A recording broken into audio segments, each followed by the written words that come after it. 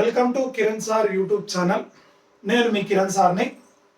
ఈరోజు 2024 civil service preliminary exam సంబంధించి exam జరిగింది. అందులో మన ఇండియన్ పాలిటిక్స్ సంబంధించి ఎలాంటి ప్రశ్నలు వచ్చాయనేది ఒక్కసారి చూసే ప్రయత్నం చేద్దాం. సో ఇందులో మొదటి క్వశ్చన్ వచ్చేసి, how many delimitation commission have been constituted by the government of India till December 2023 అన్నాడు. అంటే ఇప్పటి వరకు నియోజకవర్గాల పునర్విభజన కమిషన్ ఎన్నిసార్లు నియమించారు అనేది దీని ఉద్దేశం. సో ఇందులో మనకు ఇప్పటి వరకు నియోజకవర్గాల పునర్విభజన కమిషన్ ని 1952 సంవత్సరంలో, తర్వాత 1962, తర్వాత 72, 2002 4 సార్లు నియమించారండి. నియోజకవర్గాల పునర్విభజన కమిషన్ అనేది ఇప్పటివరకు 4 సార్లు నియమించారు. సో ఇది 4 సార్లు 4 is the right answer. D 1 or 2 or 3 or 4 అని అడిగాడు. 4 is the right answer. So నియోజకవర్గాల పునర్విభజన అనేది మనకు చివరిగా 2002లో కులదీప్ సింగ్ అధ్యక్షతన మనకు నియమించడం జరిగింది. మన భారత రాజ్యాంగంలో ఆర్టికల్ 82 అనేది నియోజకవర్గాల పునర్విభజనకు సంబంధించి చెప్తుంది. అలాగే మనకు 2001 జనాభా లెక్కల ప్రకారము నియోజకవర్గాల పునర్విభజన తీసుకోవాలని మనకు 87వ రాజ్యాంగ సవరణ 2003 ద్వారా 2001 సంవత్సరం నుంచి 2001 జనాభా లెక్కలు తీసుకోవాలని కూడా మనకు రాజ్యాంగ సవరణ చేయడం జరిగింది. కాబట్టి సో నియోజకవర్గాల పునర్విభజన అనేది ఇప్పటి వరకు 4 సార్లు జరిగింది. అది 1952, 62, 72, 2002. ఓకేనా? Next question number 2. Question number 2, the Constitution 71st Amendment Act 1992 amends the 8th schedule to the Constitution to include which of the following languages అన్నాడు. అంటే దాని అర్థం ఏంటంటే మనకు 71వ రాజ్యాంగ సవరణ ద్వారా మన 8వ షెడ్యూల్కి ఏ భాషల్ని చేర్చాలని దీని యొక్క ఉద్దేశం. మనకు తెలుసు 8వ షెడ్యూల్ అనేది అధికారిక భాషలు, అఫీషియల్ లాంగ్వేజ్ గురించి చెప్తుంది. సో మన భారత రాజ్యాంగంలో 22 అధికారిక భాషలు అనేవి ఉన్నాయని చెప్పేసి చెప్పుకుంటాం. 22 భాషల్ని అధికారిక భాషలుగా గుర్తించడం జరిగింది. అందులో 21వ రాజ్యాంగ సవరణ, 71వ రాజ్యాంగ సవరణ, 92వ రాజ్యాంగ సవరణ ద్వారా మనకు 8వ షెడ్యూల్లో వివిధ భాషలు చేర్చడం జరిగింది. 21వ రాజ్యాంగ సవరణ ద్వారా సింధీ భాషను, 71వ రాజ్యాంగ సవరణ ద్వారా మణిపురి, నేపాలి, కొంకణి, 92వ రాజ్యాంగ సవరణ 2003 ద్వారా బోడో, డోగ్రీ, మైథిలి, సంతాలి అనే భాషను చేర్చడం జరిగింది. ఇక్కడ అడిగింది ఏంటంటే 71వ రాజ్యాంగ సవరణ ద్వారా అడిగాడు. So Manipuri, Nepali, Konkani. So Konkani, Manipuri, Nepali 1, 2, 3 is the right answer. So A is the right answer. Manipuri, Nepali, Konkani is the right answer అని చెప్పేసి మనము ఇక్కడ చెప్పుకుంటాం. కాబట్టి answer is 2 is the 1 is the right answer. Next question number 3.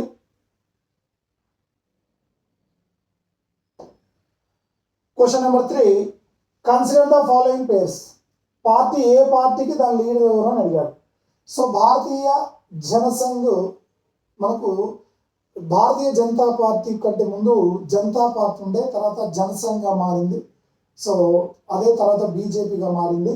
అప్పుడు బీజేపీగా మారినప్పుడు శ్యామ్ ప్రసాద్ ముఖర్జీ గారు దానికి అధ్యక్షులు. సో అలాగే మనకి ఇంకేమన్నాడు, సోషలిస్ట్ పార్టీ రాజగోపాలాచారి సంబంధం లేదండి. Congress party of democracy Babu Jagjivan Rao. Okay, 1, 3. Swaraj party Acharya N G Ranga. Yes, 1, 3, 4 is the right answer. So 1, 3, 4 is the right answer అన్నాడు. కాబట్టి ఇక్కడ 1, 3, 4 లేదు. కాబట్టి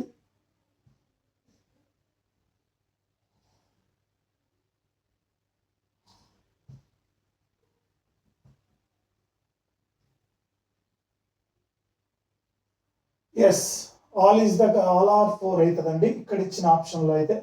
ఎందుకంటే so 1, 3, 4 is the right answer కాబట్టి అక్కడ ఆప్షన్ ప్రకారము ఆల్ 4 అనేది ఇక్కడ కరెక్ట్ ఆన్సర్ అవుతుంది. Next question,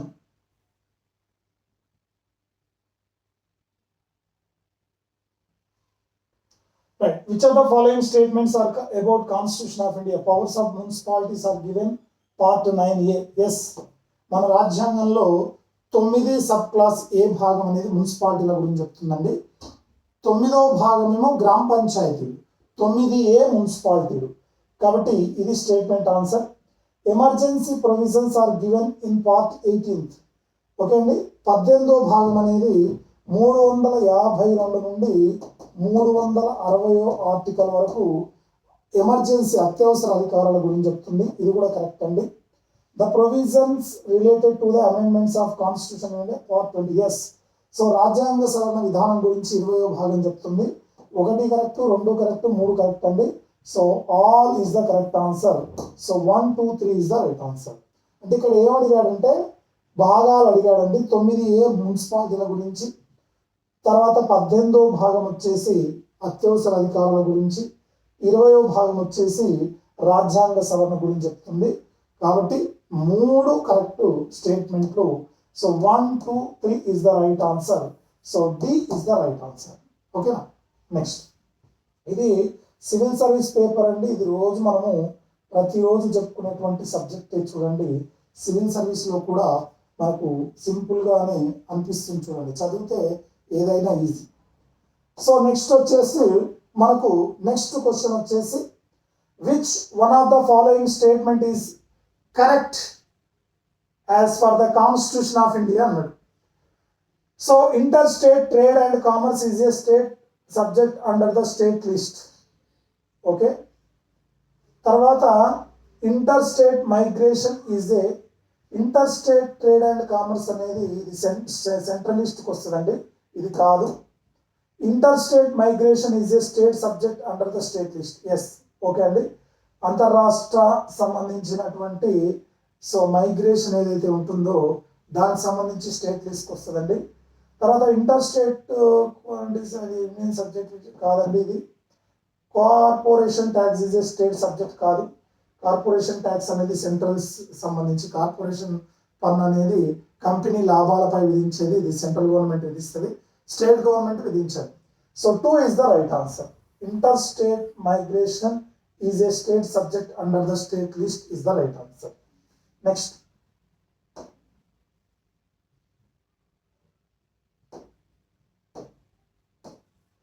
question number 6. Next, question number 6. Under which of the following article of the Constitution of India as Supreme Court India plays a right to privacy? Right. So గోప్యత అనేది దేనిలో భాగమని supreme court తీర్పు చెప్పిందంటే article 21 అండి. 21 is the right answer. Puttaswamy case ఉంది కదండి, ఆ పుట్టుస్వామి కేసు విషయంలో సుప్రీంకోర్టు ఏమని జడ్జిమెంట్ ఇచ్చింది? గోప్యత అనేది 21వ ఆర్టికల్లో భాగంగా మనకు ఇచ్చింది. ఆధార్ కార్డు విషయంలో పుట్టుస్వామి కేసు విషయంలో మనకు జడ్జిమెంట్ రావడం జరిగింది. మీకు చాలాసార్లు చెప్పాను క్లాసులలో కూడా. సో మరి మనకు గోప్యత లేదా రైట్ టు ప్రైవసీ అనేది ఆర్టికల్ 21 కిందకి వస్తుందండి. ఇక్కడ ఆర్టికల్ 15 ఏంటంటే మనకు కుల, మత, జాతి, లింగ, పుట్టిన ప్రదేశం ఆధారంగా 5 రకాల వివక్షత చూపించొద్దని చెప్తుంది. 16 ఆర్టికల్ ఎంప్లాయ్మెంట్ ఈక్వాలిటీ, ఉద్యోగాల్లో అందరికీ సమాన అవకాశాలు కల్పించాలని చెప్తుంది. 19వ ఆర్టికల్లో 6 లిబర్టీస్, 6 స్వేచ్ఛ హక్కులు ఉంటాయని చెప్తుంది.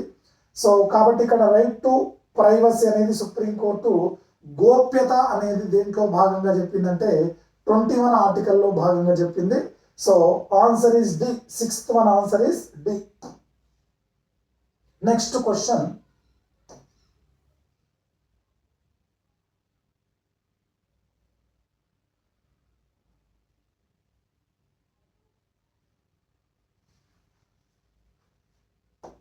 right, question number 10. Which of the following statements about the ethics committee in the Lok Sabha are correct?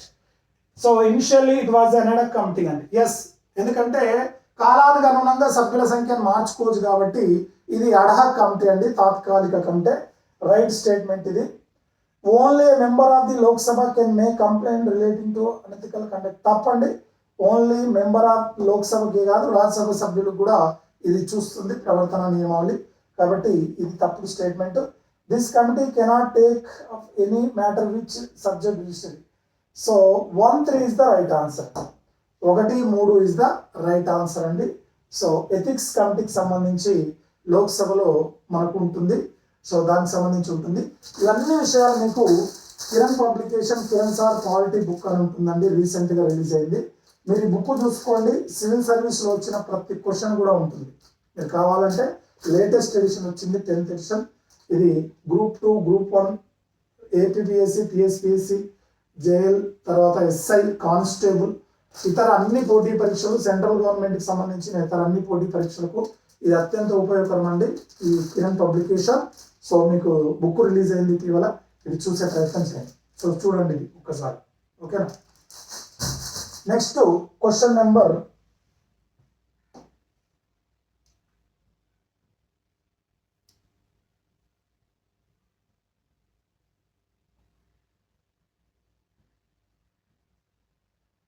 'Yes. Who was the provisional president of the Constitution Assembly before Dr. Rajendra Prasad took over? అంటే రాజ్యాంగ పరిషత్కు రాజేంద్ర ప్రసాద్ అధ్యక్షుడు కాకముందు ఎవరు అధ్యక్షుడు అయ్యాడు అనేది దీని యొక్క ఉద్దేశం. రాజ్యాంగ పరిషత్కు రాజేంద్ర ప్రసాద్ అధ్యక్షుడు కాకముందు 1946 డిసెంబర్ 9 నాడు డాక్టర్ సచ్చిదానంద సిన్హా అధ్యక్షుడు అయ్యాడు. ఎవరైనా డాక్టర్ సచ్చిదానంద సిన్హా గారు సీనియారిటీ ప్రకారము అధ్యక్షుడయ్యాడు. కాబట్టి so question answer is doctor Sachchidananda is the right answer. Rajendra Prasad ఎప్పుడైండు? రాజేంద్ర ప్రసాద్ గారు 1946 డిసెంబర్ 11 నాడు అయిండు. ఎప్పుడు? 1946 డిసెంబర్ 11 నాడు అయిండు. సచ్చిదానంద సిన్హా తొలి సమావేశానికి అయిండు. ఇక్కడ మనకు టిటి కృష్ణమాచారి ముసాయిదా కమిటీ సభ్యుడు, తర్వాత మనకు డాక్టర్ బిఆర్ అంబేద్కర్ ముసాయిదా కమిటీ సభ్యుడు, రాజగోపాలాచారి గారు కూడా మనకు దీనికి సంబంధించిన వాళ్ళే. సో ఇక్కడ ఇచ్చిన దాంట్లో మాత్రం ఆన్సర్ వచ్చేసి Sachchidananda Sinha is the right answer. Next question, with reference to the government of India act 1935 consider the following statement అన్నాడు. It provided for the establishment of an all India federation based on the union of the British India provinces and princely states. Yes.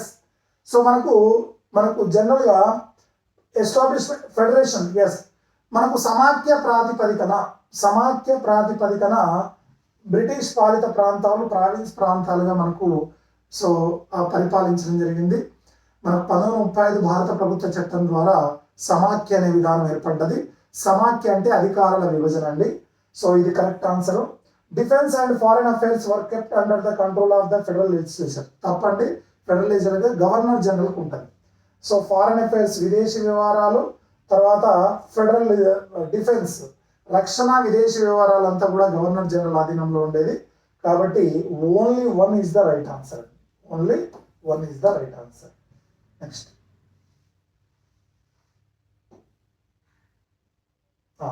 Next question, question number 16. As per Article 368 of the Constitution of India, Parliament may amend any provision of the Constitution by way of. So చూడండి, భారత రాజ్యాంగం అనేది ఏ విధంగా సవరిస్తుంది? 368వ article ప్రకారం అంటే భారత రాజ్యాంగాన్ని సవరించే అధికారం భారత పార్లమెంట్కి ఉంటుంది. అడిషన్ చేర్చవచ్చు, వేరియేషన్ వైవిధ్యాన్ని చూపించవచ్చు, రిపీల్ దాన్ని ఏం చేయొచ్చు? రద్దు చేయొచ్చు. అంటే ఉన్నదాన్ని కొత్తగా చేర్చవచ్చు, మళ్ళీ తీసేయవచ్చు. తర్వాత అడిషన్, వేరియేషన్ అండ్ రిపీల్ 3 రకాలుగా చేయొచ్చండి. సో కాబట్టి ఆన్సర్ ఈజ్ 1, 2, 3. సో భారత రాజ్యాంగాన్ని 3 రకాలుగా సవరిస్తారు. సవరించే విధానాన్ని మనము దక్షిణాఫ్రికా నుంచి తీసుకున్నాం. సో 3 రకాలుగా సవరించే విధానం ఏదైతే ఉందో, సో ఒకటి సింపుల్ మెజారిటీ, రెండో స్పెషల్ మెజారిటీ, మూడోది స్పెషల్ మెజారిటీతో పాటు స్టేట్ అసెంబ్లీ యొక్క ఆమోదం కూడా కావాలి. 50% కంటే ఎక్కువ స్టేట్ అసెంబ్లీ ఆమోదం కూడా కావాలి. అలా భారత రాజ్యాంగాన్ని ఎన్ని రకాలుగా సవరించవచ్చు అంటే 3 రకాలుగా సవరించవచ్చు. సో అలా సవరించే విధానం అనేది మనం ఇప్పుడు సో ఆ రకంగా క్వశ్చన్ అడగడం జరిగింది. ఓకేనా?